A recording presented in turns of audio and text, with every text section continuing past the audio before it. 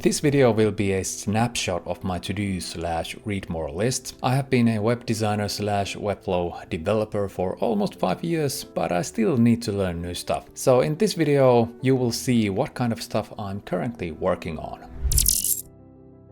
Hi guys, my name is Janne, I'm your designer friend from Finland, and yeah, I gotta be honest with you. Last video was about how I will be more consistent with these videos, and now I'm feeling pressure to put something out for you guys. So this will be again quite lean video, but I have a feeling that you might get something out of this just by knowing what other people are up to. It is a good thing to know. That way you can check your progress and maybe realize that not all people have everything figured out. But anyway, let's start with the first thing on my plate, and it is CSS-only navigation and dropdowns. So I saw Timothy Rix's videos about these elements, and I thought to myself that that would be a beautiful way to implement those elements. Especially navigation is of course a crucial part of a website, and if you can build one that is smooth, accessible and simple and doesn't need any JavaScript to work, you just might have yourself a perfect navigation. I will link Tim's videos in the description, so make sure to check those out. Okay, moving on to the second topic on my mind, and it is cookie handling.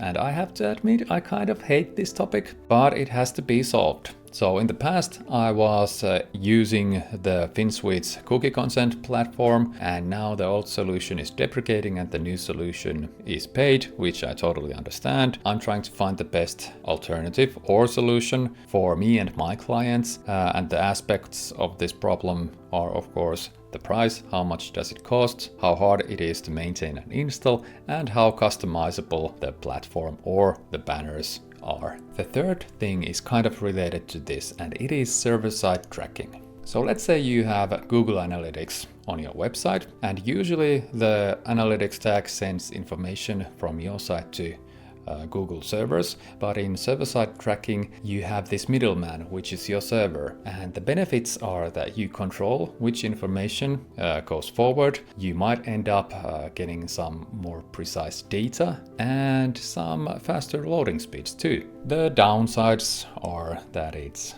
of course more technical. You have to maintain your own server, which might end up costing you something, and currently I'm just trying to figure out, is it worth it for me and for my clients? Again, moving on, this one should probably be number 4, and it is accessibility book and certification. So I saw this interesting book and I thought of buying it. It could take my accessibility game to another level. I wouldn't say that I'm an expert, but I know a thing or two that I have picked up along the years. On top of that, I have wondered if I should take some sort of certification, and there are of course plenty of those. The main authority on the topic is of course W3C. That would mean more work on top of all the usual stuff, but it would be cool to be certified of course. And as usual, there's a link in the description.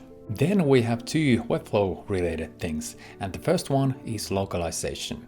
So I have used localization in a few client projects, and I'm planning to do a video about my experience with it. I have found some weird quirks, things to know before using it, and maybe even some bugs. So stay tuned for that one. The other thing is about DevLink. I've been working with one client and we've been trying to make DevLink work. And in a sense it works, it does what it promises to, but I have a feeling that we're not gonna continue with it. And that of course raises the question, when, if ever, does one use DevLink?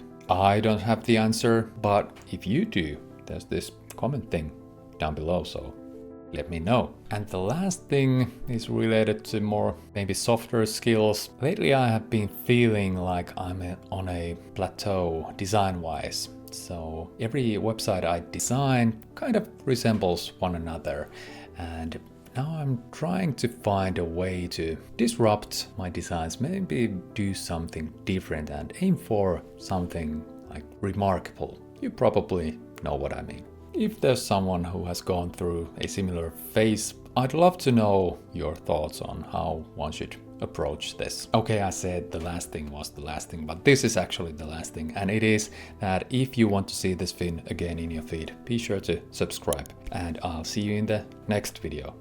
Bye!